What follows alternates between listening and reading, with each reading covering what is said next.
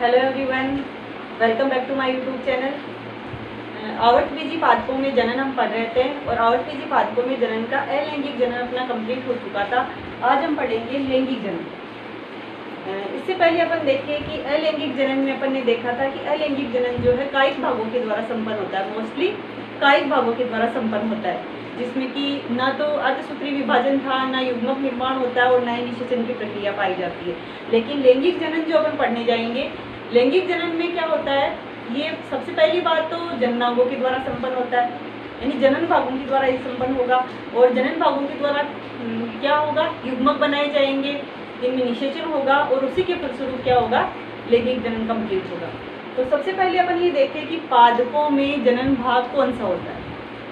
तो पादपों में जो पुष्प होता है, फ्लोर होता है, वो क्या होता है, उसका जनन भाग होता है। और पुष्प को छोड़ करके शेष जो भी पार्ट्स होते हैं वो सारे क्या होते हैं, कायिक भाग होते हैं। तो यहाँ हम देखेंगे पुष्प जो है क्या है, पादप का जननांग या जनन भाग है। उस पुष्प में कौन कौन से भाग पाए जाते हैं। सबसे पहली बात तो कि पुष्प किससे बनता है, कैसे बनता है, वो कौन कौन से भागों से मिलकर बना होता है, उसमें कौन सा भाग जो है नर जननांग का कार्य करता है और कौन सा मादा जननांग का कार्य करता है, और कहाँ पर उसमें नर और मादा युग्मकों का निर्माण होता है। ये सारी संरचनाएं या फिर अपन कहें कि पुष्प की जो है संरचना अपन इसमें पढ़ने वाले हैं। तो लैंगिक जननांग के रूप में कौन पाया जाता है पादपों में, लैंगिक जननांग के रूप में होता है पुष्प। पुष्प या जो फ्लोर है वो क्या है, प्लांट्स का लैंगिक जननांग है। अब पुष्प जो लैंगिक जननांग है, पुष्प की अगर अपन डेफिनेशन देखें इसमें, तो डेफिनेशन क्या होगी, पुष्प क्या होता है, पुष्प एक रूपांतरित प्ररोह है। रूपांतरित प्ररोह है। रूपांतरित प्ररोह का मतलब क्या है कि floor is a modified shoot, यानी पुष्प क्या है, एक रूपांतरित प्ररोह है। प्ररोह या सूट जो है वो ही रूपांतरित होकर के क्या बनाता है, पुष्प बनाता है। सूट या जो प्ररोह जो होता है उसमें अपन जानते हैं कि इस तरह से धारीनुमा संरचनाएं पाई जाती हैं। इस तरह से छोटे छोटे पार्ट्स में वो डिवाइड हमें दिखाई देता है और ये संरचनाएं कहलाती है पर्व संधियां। और पर्व संधियों के जो बीच का ये भाग होता है ये कहलाता है पर्व। तो सूट की या स्टेम की जो सूट की पूरी लंबाई जब कंप्लीट हो जाती है तो ऊपरी भाग की जो पर्व संधि है, इन पर्व संधियों पर बनते हैं पर्ण। ऊपरी भाग की जो पर्व संधि है उसके जो पर्ण होते हैं वो पर्ण रूपांतरित होकर के पुष्प पत्रों में चेंज हो जाते हैं। सूट की जो पर्व संधियां हैं उसके जो पर्ण है वो पर्ण किसमें बदल जाते हैं, रूपांतरित होकर पुष्प पत्र बना लेते हैं, पुष्प पत्रों में चेंज हो जाते हैं। और इस प्रकार से जो है सूट वो रूपांतरित होकर के किसमें बदल जाता है, पुष्प में। यानी पुष्प का निर्माण किससे होता है, सूट से होता है, प्ररोह से होता है। प्ररोह ही रूपांतरित होकर के क्या बनाता है, पुष्प या फ्लोर बनाता है। अब यहाँ पर बात आती है कि जो प्ररोह है वो रूपांतरित होकर के जो पुष्प बना रहा है, उस पुष्प में कौन कौन से भाग होते हैं, कितने भागों से मिलकर के वो बना होता है। तो एक जो पुष्प होता है, पुष्प 4 भागों से मिलकर बना होता है। पुष्प में कितने भाग होते हैं, 4 भाग। 4 भाग या इन्हें 4 चक्र भी कहा जाता है। पुष्प में 4 भाग या 4 चक्र पाए जाते हैं। और इन 4 भाग या 4 चक्रों को अपन पुष्प के बाहर की ओर से अंदर की ओर पढ़ेंगे क्रम से। सबसे बाहर की ओर जो पहला चक्र पाया जाता है पुष्प में उसको कहते हैं बाह्य दल पुंज। बाह्य दल पुंज।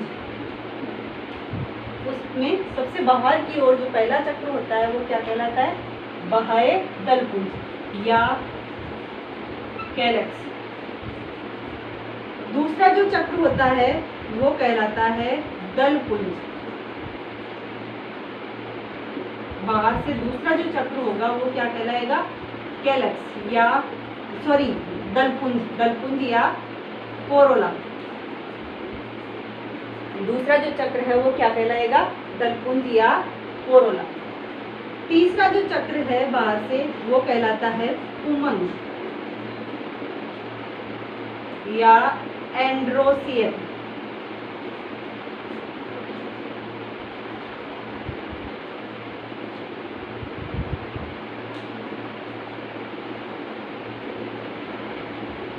उमंग या एंड्रोसियम। चौथा जो चक्र होगा बाहर से वो कहलाता है जायांग।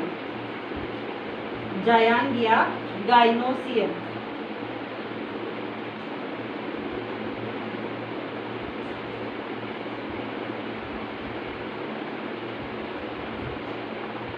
जायांग या गाइनोसियम।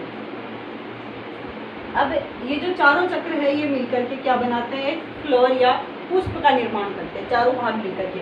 सबसे बाहर बाह्य दलपुंज कैलेक्स, बाद में दलपुंज या कोरोला, उमंग यानी एंड्रोसियम और जायांग या गाइनोसियम। चारों भाग मिलकर के। जायांग को एक दूसरे नाम स्त्री केसर से भी जाना जाता है, स्त्री केसर। जायांग को स्त्री केसर भी कहा जाता है। अब बात करें कि जो चारों भाग है इनमें भी कई सदस्य, जैसे बाह्य दलपुंज है तो बाह्य दलपुंज भी कई छोटे छोटे कई भागों से मिलकर बना होता है। तो बाह्य दलपुंज का जो प्रत्येक सदस्य है वो कहलाता है बाह्य दल। बाह्य दल, प्रत्येक सदस्य बाह्य दल कहलाएगा और बाह्य दल मिलकर के क्या बनाएंगे, बाह्य दल पुंज। उसके बाद दलपुंज, दलपुंज का भी प्रत्येक सदस्य क्या कहलाएगा, दल, और दल मिलकर के क्या बनाएंगे, दल पुंज। उसी प्रकार से पुमंग, और पुमंग का जो प्रत्येक सदस्य होगा वो कहलाएगा पुंकेसर, और पुंकेसर मिलकर के क्या बनाएंगे, पुमंग। और यहाँ पर ध्यान देने वाली ये बात है कि जो पुमंग भाग होता है ये पुमंग ही पुष्प का नर जनन भाग होता है, यानी नर जननांग। एक तरह से नर जननांग का कार्य कौन करता है, पुमंग। पुमंग जो भाग होता है वो क्या है इसका, नर जननांग। उसका नर जनन भाग या नर जननांग कौन होता है, पुमंग। जायांग, जायांग जो होता है ये पुष्प का मादा जनन भाग होता है, और जायांग का जो प्रत्येक सदस्य है वो कहलाता है, इसका प्रत्येक सदस्य क्या था, पुंकेसर, और इसका प्रत्येक सदस्य क्या कहलाएगा, अंडक। और अंडक मिलकर क्या बनाते हैं, जायांग। जायांग क्या है इसका, मादा जनन भाग, मादा जननांग। तो पुष्प का नर जननांग कौन हो गया, पुमंग, और मादा जननांग कौन हो गया, जायांग। ये जो चारों चक्र है इनमें से बाहर के जो दोनों चक्र है कौन कौन से, बाह्य दलपुंज और दलपुंज। बाहर के जो दोनों चक्र है वो दोनों चक्र जनन में खुद यानी युग्मक निर्माण में भाग नहीं लेते, बल्कि ये सिर्फ जनन में सहायता करते हैं। युग्मक निर्माण का कार्य इनका नहीं होता है। इसी कारण से बाह्य दलपुंज और दलपुंज इन दोनों को कहा जाता है सहायक जननांग। सहायक जननांग, पुष्प के सहायक जननांग। सहायक जननांग कौन से होते हैं, बाह्य दलपुंज और दलपुंज, क्योंकि डायरेक्टली जनन में कोई इनका रोल नहीं होता, युग्मक निर्माण में ये भाग नहीं लेते। दो जो शेष पार्ट है पुमंग और जायांग, पुमंग और जायांग जो है पुष्प के क्या होते हैं, आवश्यक जननांग।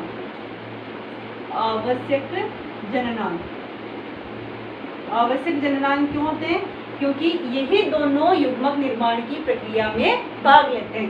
पुमंग जो है वो क्या है, नर जनन भाग। नर जनन भाग है तो क्या बनाएगा, नर युग्मक, और जो जायांग है वो क्या है, मादा जनन भाग, और मादा जनन भाग क्या बनाएगा, मादा युग्मक। तो युग्मक निर्माण की प्रक्रिया में या जनन में डायरेक्टली जो भाग लेते हैं वो लेते हैं पुमंग और जायांग। इस कारण इन्हें क्या कहा जाता है, आवश्यक जननांग या आवश्यक चक्र। और जो बाह्य दलपुंज और दलपुंज है इन्हें कहा जाता है सहायक जननांग या सहायक चक्र। तो ये तो थे इनके चार चक्र। अब एक चीज आती है कि यदि किसी पुष्प में ये चारों भाग पाए जाते हैं, बाह्य दलपुंज, दलपुंज, पुमंग और जायांग, यदि चारों भाग उपस्थित होते हैं तब तो वो पुष्प कहलाता है पूर्ण। चारों भाग यदि उपस्थित है तो चारों भाग उपस्थित होंगे तो पुष्प क्या कहलाएगा, पूर्ण, पूर्ण कहलाएगा। और यदि किसी पुष्प में चारों भाग उपस्थित नहीं है तो वो क्या कहलाएगा, अपूर्ण। क्या कहलाएगा, अपूर्ण। यदि चारों भाग उसमें पाए जाते हैं तो वो तो कहलाएगा पूर्ण, यानी कि दलपुंज, बाह्यदलपुंज, दलपुंज, पुमंग और जयांग, चारों भाग यदि पाए जा रहे, चारों भाग है तो क्या कहलाएगा? पूर्ण पुष्प। और यदि चार में से कोई भी एक पार्ट अनुपस्थित है, जैसे कि मान लो किसी में दलपुंज नहीं है, बाह्यदलपुंज, पुमंग और जयांग ये, या किसी में पुमंग नहीं, चारों में से कोई भी एक चक्र यदि अनुपस्थित है, एब्सेंट है, तो वो पुष्प क्या कहलाएगा? अपूर्ण पुष्प, अपूर्ण पुष्प। तो ये थी पुष्प के चारों चक्रों के बारे में। अब हम इसकी संरचना देखते हैं पुष्प की। ये चारों चक्र जो है एक पुष्प में किस तरह से व्यवस्थित रहते हैं, किस प्रकार से पाए जाते हैं। यहाँ पर एक प्रारूपिक जो है पुष्प का डायग्राम यहाँ पर आपको दिखाई दे रहा है, प्रारूपिक चित्र है। इसमें अपन देखिए तो सबसे नीचे की ओर यहाँ पर एक जो डंठल नुमा संरचना में दिखाई देती है, यह है पुष्प ग्रंथ या पेडिकल। आपने देखा होगा, अपन किसी भी पुष्प को जो हाथ में पकड़ते हैं, जिस डंठल को, जिस तंतु को आप हाथ में पकड़ते हो पुष्प को, वो क्या है? उसका पुष्प ग्रंथ। या हम यूँ कहें कि वह भाग जिसके द्वारा पुष्प पादप से जुड़ा होता है या तने से जुड़ा होता है, शाखा से जुड़ा होता है, जिस वृंतनुमा संरचना के द्वारा पुष्प जो है पादप से जुड़ा होता है, वो क्या कहलाता है? पुष्प ग्रंथ। यह है पुष्प ग्रंथ या पेडिकल, जो कि पुष्प को पादप से जोड़ने का कार्य करता है। पुष्प ग्रंथ जो है ऊपर से फुला हुआ होता है, थोड़ा फुला हुआ होता है, जो कहलाता है पुष्पासन। पुष्प ग्रंथ का वह भाग जो फुला हुआ होता है, वो क्या कहलाता है? पुष्पासन। या पुष्पासन ही वह भाग होता है जो कि पुष्प के चारों चक्रों को अपने ऊपर धारण करता है, यानी कि चारों चक्र जो है इसी पुष्पासन पे लगे होते हैं, इसी से जुड़े होते हैं। अब पुष्प ग्रंथ और पुष्पासन के बाद हम चलते हैं पुष्प के चक्रों पर। तो पुष्प के चक्रों में सबसे पहले अपन बाहर से अगर पुष्प की संरचना देखें, तो सबसे जो बाहरी चक्र है, अपने बात की थी कि सबसे बाहरी जो चक्र है पुष्प का, वो क्या कहलाता है? बाह्यदलपुंज। और बाह्यदलपुंज जो है उसका प्रत्येक सदस्य क्या कहलाता है? बाह्यदल या सेपल। बाह्यदलपुंज जिसको अपन कैलेक्स कहते हैं, और कैलेक्स जो है वो किससे मिलके बना है? बाह्यदलों से। प्रत्येक सदस्य क्या है उसका? बाह्यदल या सेपल। ये जो बाह्यदल होते हैं, जनरली अपन पुष्प में देखें तो हमें ग्रीन कलर की, हरे रंग की छोटी छोटी पत्तियों के रूप में नजर आते हैं। पुष्पासन पर पुष्प के सबसे बाहर की ओर हरे रंग की छोटी छोटी पत्तियों जैसी संरचनाएं दिखाई देती है, वो कहलाते हैं बाह्यदल। और प्रत्येक वो जो पत्ती है वो बाह्यदल कहलाएगी। और प्रत्येक भाग मिलकर के संयुक्त रूप से जो चारों तरफ एक चक्र बनता है, प्रत्येक सदस्य, सारे सदस्य मिलकर जो संयुक्त संरचना बनती है, वो कहलाता है बाह्यदल पुंज। उसके बाद में दूसरा जो चक्र आता है वो कहलाता है दलपुंज। उसका दूसरा जो चक्र है वो क्या कहलाता है? दलपुंज। और दलपुंज का प्रत्येक सदस्य क्या कहलाएगा? दल या पेटल। दलपुंज कोरोला और प्रत्येक सदस्य कहलाएगा दल या पेटल। अब जो दल है, ये हम जनरली रंगीन संरचनाएं होती है। अपन पुष्प को देखते हैं तो पुष्प में हमें लाल, पीली, नीली, गुलाबी, अलग अलग रंग की जो पंखुड़ियाँ नजर आती है, जिनको अपन जनरली पंखुड़ी कहते हैं।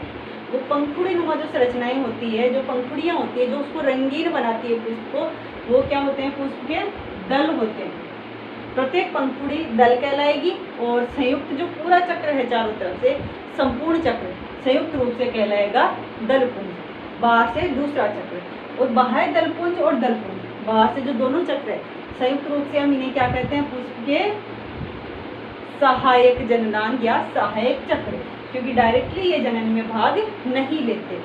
बाहर से अपन चले तो दलपुंज के बाद में अंदर की ओर जो तीसरा चक्र आता है, तीसरा जो भाग होता है उसका, वो कहलाता है पुमंग या एंड्रोसियम। पुमंग या एंड्रोसियम जो है, अपन जानते हैं कि ये पुष्प का कौन सा भाग होता है? नर जनन भाग होता है, नर जननांग होता है। और पुमंग जो है उसका प्रत्येक सदस्य क्या कहलाता है? प्रत्येक सदस्य कहलाता है पुंकेसर। ये क्या है? प्रत्येक सदस्य, इसको क्या कहेंगे अपन? पुंकेसर। पुमंग का प्रत्येक सदस्य जो है वो क्या कहलाएगा? पुंकेसर। इसका मैं और पुंकेसर एक को, और सारे संयुक्त रूप से क्या कहलाते हैं? ये पुमंग। और ये क्या है पुष्प का नर जननांग है, नर जनन भाग है। एक अगर पुंकेसर की अपन बात करें तो एक पुंकेसर जो होता है वो 3 भागों से मिलकर बना होता है। एक जो यहाँ से लेकर के ये पतला लंबा तंतुनुमा जो संरचना दिखाई देती है ये तो कहलाती है पूतंतु या फिलामेंट। जो पतली लंबी संरचना दिखाई देती है वो क्या कहलाती है, पूतंतु या फिलामेंट। ऊपर की ओर एक द्विपालित खुली हुई संरचना में दिखाई देती है, उसको कहते हैं परागकोश या एंथर। ऊपरी संरचना क्या कहलाती है, परागकोश या एंथर। और जो तंतुनुमा संरचना थी वो क्या थी, पूतंतु या फिलामेंट। परागकोश और फिलामेंट को यानी पूतंतु को जोड़ने वाली जो संरचना होती है यहाँ पर, ये जोड़ने वाली संरचना क्या कहलाती है, कनेक्टिव या योजी। तो इस तरह से एक पुंकेसर जो होता है वो 3 भागों से मिलकर बना होता है। कौन कौन से भाग है, पूतंतु, परागकोश और योजी। इनमें से जो परागकोश होता है, परागकोश में पराग कणों का निर्माण होता है। परागकोश में क्या बनते हैं, पराग कण बनते हैं। और पराग कणों को अपन कहते हैं लघु बीजाणु। यही पराग कण आगे चल करके नर युग्मकों का निर्माण करते हैं। परागकोश में क्या बनेंगे, पराग कण या लघु बीजाणु, जो क्या बनाएंगे, नर युग्मक बनाएंगे। और इसी कारण से जो पुंकेसर है उसको लघु बीजाणु पुमंग जो भाग होता है उस पुमंग भाग को लघु बीजाणु पर्ण भी कहा जाता है। क्योंकि अपन ने पहले बात की है कि सूट की जो पर्ण है वो ही रूपांतरित होकर के क्या बनाती है, पुष्प के चक्र बनाती है, पुष्प पत्र बनाती है। तो ये पुमंग भाग है या फिर जायांग भाग है या बाह्य दल या दलपुंज, जो भी भाग है वो किससे बने हैं, पर्णों से रूपांतरित होकर के बने हैं। तो इसी कारण से जो पुमंग है उसको हम क्या कह देते हैं, दूसरे नाम से पुमंग को लघु बीजाणु पर्ण भी कहते हैं। तो पुमंग या लघु बीजाणु पर्ण जिसका प्रत्येक सदस्य क्या था, पुंकेसर। पुंकेसर 3 भागों से मिलकर बना है। पतला लंबा तंतु जो है पूतंतु, और ऊपर का भाग जो है परागकोश। परागकोश और पूतंतु को जोड़ने वाला भाग क्या है, योजी। और परागकोश में क्या बनते हैं, परागकण या लघु बीजाणु। ये हो गया पुष्प का नर जननांग या नर जनन भाग। सबसे मध्य भाग में अपन जब देखते हैं पुष्प के, या चौथा चक्र जो होता है वो क्या कहलाता है, उसका जायांग या गाइनोसियम, जो क्या है पुष्प का मादा जनन भाग। गाइनोसियम का जो प्रत्येक सदस्य होता है वो कहलाता है अंडक। गाइनोसियम जिसको कि जायांग या स्त्री केसर भी कहते हैं, इसका प्रत्येक सदस्य क्या कहलाता है, अंडक। जायांग क्या है, मादा जनन भाग है, इसमें मादा युग्मकों का निर्माण होता है। जायांग में जो स्त्री केसर या जायांग जो है, स्त्री केसर या अंडक की जो संरचना होती है वो भी 3 भागों में बटी होती है, यानी 3 भागों में दिखाई देते हैं। इसमें सबसे जो ऊपरी भाग होता है, चपटा भाग होता है चौड़ा, वो कहलाता है वर्तिकाग्र या स्टिग्मा। सबसे ऊपर का चौड़ा चपटा भाग जो है वो कहलाता है वर्तिकाग्र या स्टिग्मा। उसके बाद में नीचे हमें नाल रूपी संरचना दिखाई देती है, नलिका रूपी संरचना दिखाई देती है पतली लंबी, उसको कहते हैं वर्तिका या स्टाइल। और ये नलिका रूपी संरचना नीचे से खुली हुई होती है, चौड़ी और खुली हुई संरचना में बदल जाती है नीचे, और इसको अपन कहते हैं अंडाशय या ओवरी। तो अंडप जो होता है जायांग का वो भी 3 भागों से मिलकर बना है, ओवरी यानी अंडाशय, वर्तिका स्टाइल और वर्तिकाग्र या स्टिग्मा। 3 भाग हो गए। इसका जो ओवरी है, अंडाशय जो है, उसमें क्या पाए जाते हैं, ओव्यूल या बीजांड पाए जाते हैं। ओव्यूल या बीजांड क्या है यहाँ पर, गुरु बीजाणु। और ओव्यूल या बीजांड से ही क्या बनेंगे, मादा युग्मक बनेगा। तो इसी प्रकार से जो जायांग भाग है उसको गुरु बीजाणु पर्ण भी कहा जाता है। जैसे कि पुमंग को कहा था लघु बीजाणु पर्ण, जायांग क्या होगा, गुरु बीजाणु पर्ण। और जो पुमंग था उसका प्रत्येक सदस्य पुंकेसर था, और यहाँ पर जो जायांग है इसका प्रत्येक सदस्य क्या होगा, अंडक होगा। और पुमंग के पुंकेसर के परागकोश में परागकण या लघु बीजाणु बन रहे थे। यहाँ पर अंडक का जो अंडाशय होता है, अंडाशय में क्या पाए जाते हैं, बीजांड। और बीजांडों को अपन क्या कहते हैं, गुरु बीजाणु, जिनसे क्या बनेंगे, मादा युग्मक बनेंगे। तो ये होती है एक पुष्प की प्रारूपिक संरचना। यहाँ पर हमें ये पता चलता है कि पुष्प में नर जननांग कौन सा है और मादा जननांग कौन सा है। अब हम आगे पढ़ेंगे कि जो नर और मादा जननांग है, यानी कि परागकोश पुंकेसर क्या है, पुमंग जो नर जननांग है उसका प्रत्येक सदस्य क्या है, पुंकेसर। पुंकेसर के परागकोश में क्या बन रहे हैं, परागकण। तो उन परागकणों से या लघु बीजाणुओं से किस प्रकार से नर युग्मकों का निर्माण होगा और किस प्रकार से जो अंडक है, अंडक के अंडाशय में पाए जाने वाले बीजांड से यानी गुरु बीजाणु से मादा युग्मक का निर्माण होगा। यानी कि आगे की प्रोसेस हम पढ़ेंगे।